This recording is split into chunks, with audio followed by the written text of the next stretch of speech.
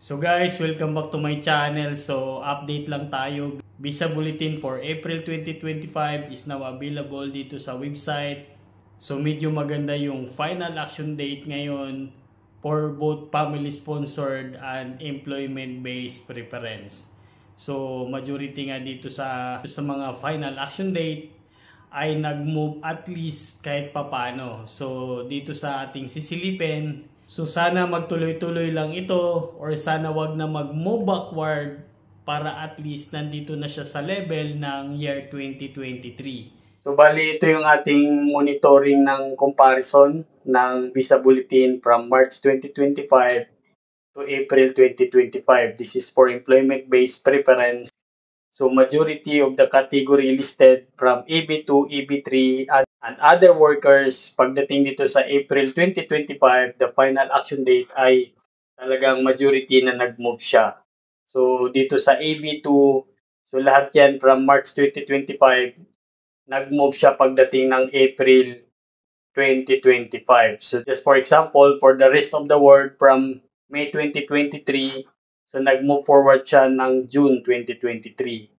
Even the Philippines, from May 2023, nag-move din siya to June 2023. Then dito naman sa AB3, third preference category, so from March, this is the final action date. Then pagdating ng April, this is the new final action date, January 1, 2023. So including na yan dito sa rest of the world, Mexico and Philippines. So even the India and Mexico from March, then pagdating dito sa April, AB2 nag-move din siya, AB3 nag-move din siya. So dito naman sa other workers category from March to April, so nag-move din siya.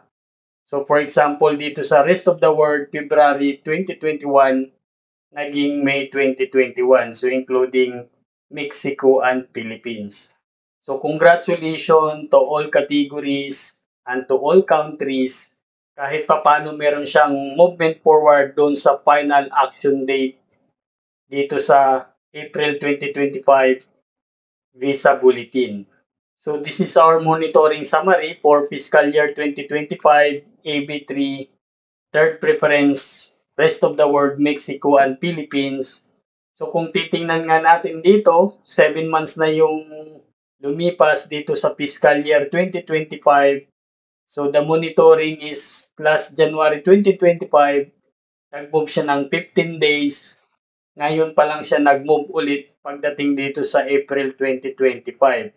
So this is the new final action date, January 1, 2023, which is 1 month movement. So in total, dito sa fiscal year 2025, 45 days pa lang yung minove forward niya.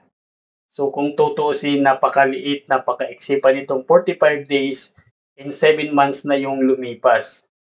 So hopefully, this coming May 2025 Visa Bulletin for Employment-Based Preference, hopefully na mag-move forward pa siya kasi dito nga kung titingnan natin, napakaliit pa lang nito or napakababa pa nito comparing from previous fiscal year.